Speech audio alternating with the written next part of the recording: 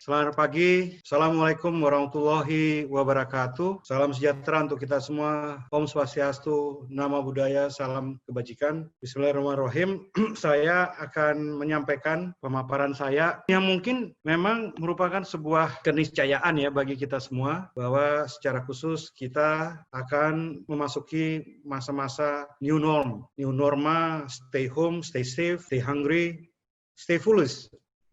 Yang menurut saya ini ternyata bisa menjadi sebuah kesatuan bagi kita di dalam kita melakukan penanganan COVID-19. Yang saya hormati Bapak Kepala Badan Cyber dan Sandi Negara, Bapak Ibu semua para panelis, speakers yang terhormat, Ketua ABDI Pak Rudi Rusdiah, Pak Indra Utoyo dari BRI, Pak Jaya dari BCA. Juga nanti kita akan mendengarkan dari ABJI, dari GDP, dari Fortinet, dan dari pembicara lainnya, juga dari Kementerian Riset Teknologi, Badan Riset Inovasi Nasional. Saya ingin memulai paparan saya ini dengan menyatakan bahwa saat ini kita sendiri sudah berada dalam situasi new normal sebenarnya. Dan secara khusus kita sudah tahu bahwa physical distancing, work from home, stay at home, melaksanakan seluruh protokol kewaspadaan, protokol kesehatan, stay safe, itu adalah hal-hal bagi kita untuk melaksanakan. BPPT sendiri terus melaksanakan upaya kami mengedepankan inovasi teknologi secara khusus untuk meningkatkan kemampuan bangsa Indonesia, negara kita untuk melaksanakan upaya untuk memutus rantai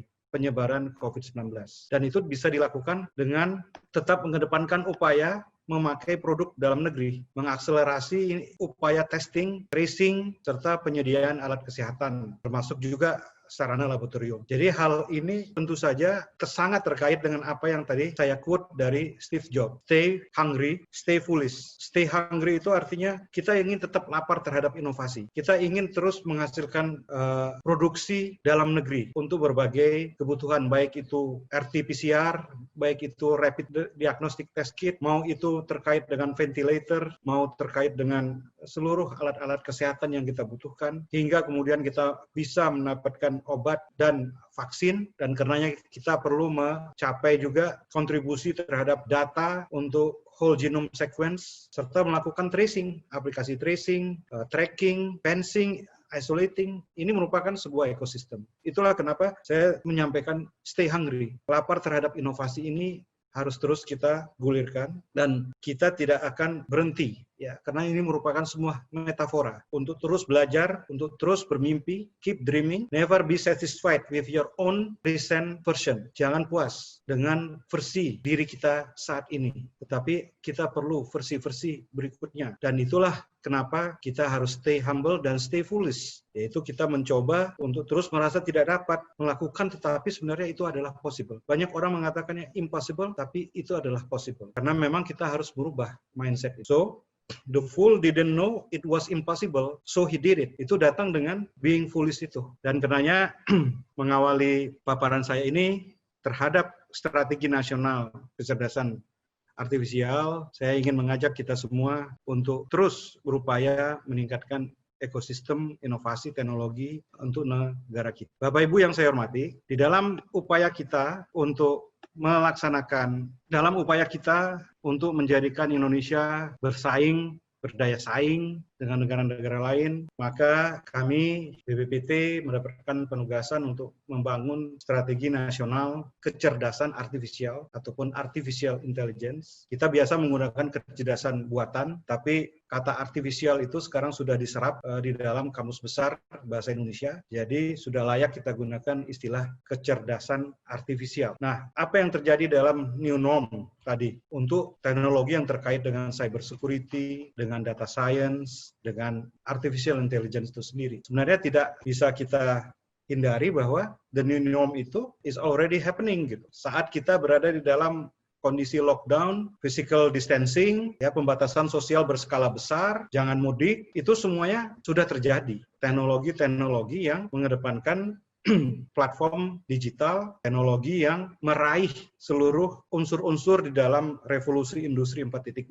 seperti AI, big data, IoT, cloud, dan lain-lain. Dan tadi sudah merupakan testimoni dari para bankers, seperti yang kita dengar dari BRI, dari Pak Indra di BRI, yang membukukan perdagangan digital ataupun transaksi digital yang begitu besar. It's inevitable memang. Kita menduga itu akan datang dalam beberapa tahun yang akan datang. Kenyataannya, supaya kita survive dari pandemi ini, kita sudah harus mengadapt terhadap teknologi yang mendorong transformasi digital beserta dengan seluruh komponen-komponennya. Bisa kita amati, fintech transformation is really happening now pada saat sekarang ini. Jadi dalam kondisi ini pula kita sudah harus bersiap bahwa AI itu harus semakin lebih cepat untuk kita jadikan sebagai bagian daripada pembangunan nasional kita. Pada saat kita melaksanakan pemulihan ekonomi, kami kira seluruh industri digital ekonomi akan menjadi pilar daripada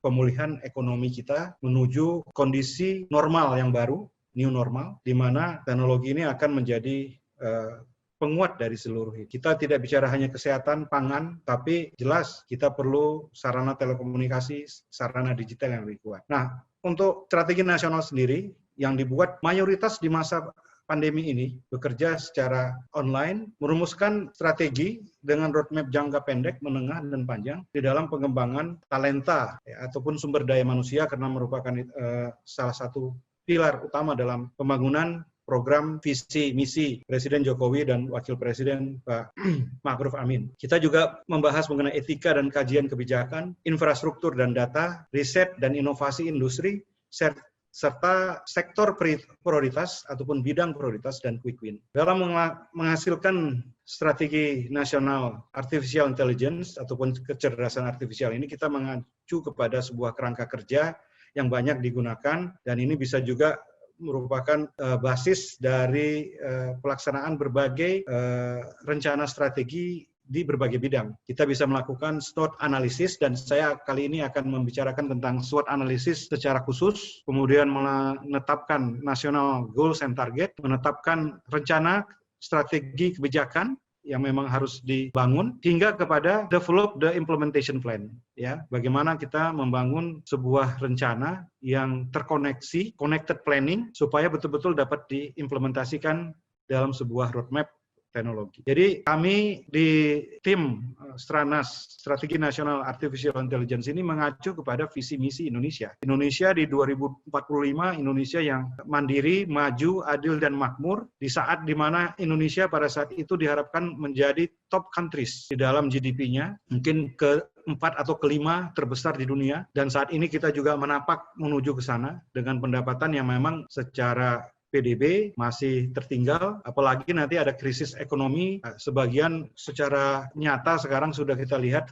di pasca terjadinya pandemi di beberapa negara, kita sudah bisa melihat terjadinya resesi, depresi ekonomi. Nah, ini di momentum COVID-19 ini pula, acuan besar itu kemudian menjadi sebuah upaya kami menentukan quick win dan bidang prioritas. Seperti juga negara kita menetapkan bidang kesehatan, bidang pangan, dan jaring pengaman sosial sebagai bidang-bidang prioritas di dalam kita melaksanakan pemulihan ekonomi di tahun 2021. Dan ini secara nyata kemudian diintegrasikan melalui seluruh komponen tadi, baik itu pengembangan talenta artificial intelligence, etika dan kajian kebijakan terkait data privacy, terkait dengan Undang-Undang Informasi dan Transaksi Elektronik, kemudian melihat infrastruktur yang kita bangun, bagaimana kemampuan kita yang terkait dengan satu data, serta big data, capacity yang ada di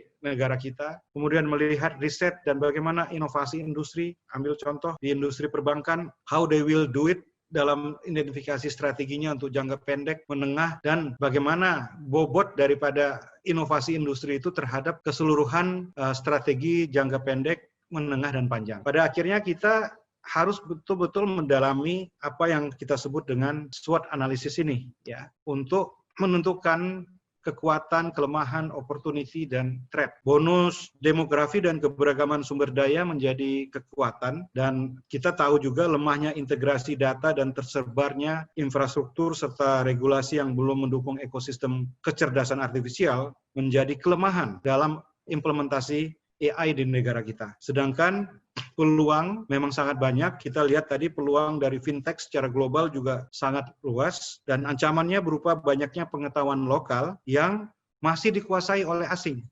Ya, jadi belum menjadi local knowledge bagi kita. Ya. Dan tentu saja brain drain. Kita memerlukan upaya-upaya agar kita dapat menyusun strategi dan arah kebijakan yang fokus pada akhirnya bagaimana menyiapkan talenta ataupun sumber daya manusia di bidang AI yang berdaya saing dan berkarakter. Kita tidak ingin kalah secara regional maupun secara global. Kita juga harus memberikan pemahaman AI yang positif kepada masyarakat dengan mengajarkan AI ini pada usia dini, masuk dalam kurikulum kita kalau bisa dari sejak awal. Kemudian kita juga harus menerapkan etika yang memang berbasis pada budaya kita, bersesuai dengan nilai-nilai Pancasila yang menjadi ideologi kita. Kita juga harus menyediakan ekosistem data dan infrastruktur yang mendukung kontribusi AI dalam pembangunan nasional, serta mengorkestrasi ekosistem riset yang menciptakan inovasi ke industri nasional. Dan pada akhirnya nanti bagaimana kita semua menentukan quick win yang bisa langsung dirasakan manfaat untuk masyarakat. Mungkin AI bagi deteksi COVID, karena kita memang memerlukan testing, tracing, isolating, fencing, dan treatment. Itu semua harus bisa menjadi bagian daripada upaya quick win penerapan kecerdasan artifisial bagi negara kita. Jadi COVID-19 tadi inilah yang mungkin menetapkan kita untuk berpikir bagaimana kesehatan harus bisa kita atasi. Bagaimana memulihkan ekonomi dan bagaimana dampak sosial. Dan ini semua mempengaruhi strategi kebijakan artificial intelligence secara nasional yang sehingga nanti RPJMN kita pun akan otomatis bicara tentang bagaimana digitalisasi, transformasi digital, serta seluruh ekonomi kreatif ini, ekonomi digital ini akan dapat mendukung kita mencapai visi Indonesia 2045. Saya kira kami akan sangat mengharapkan nanti kontribusi dari seluruh komponen anak negeri ya bangsa Indonesia untuk kita melihat bagaimana menentukan bidang prioritas di dalam strategi nasional kecerdasan artifisial ke depannya. Baik dari segi waktu, dari segi kompleksitas, risiko, sumber daya, dampak, biaya, serta execution yang memang harus kita perkuat agar betul-betul dapat mengimplementasikan strategi nasional ini. Dan terakhir, saya berharap masukan dari seluruh stakeholder. Pada kesempatan yang baik ini, saya mengajak seluruh pihak yang bergabung di dalam webinar ini untuk bersama-sama mengkontribusikan pemikirannya dan masukannya kepada negara kita melalui penetapan strategi nasional di bidang kecerdasan artifisial. Demikian kami sampaikan. Terima kasih. Kurang lebihnya mohon maaf. Billahi taufiq wal hidayah. Wassalamualaikum warahmatullahi wabarakatuh.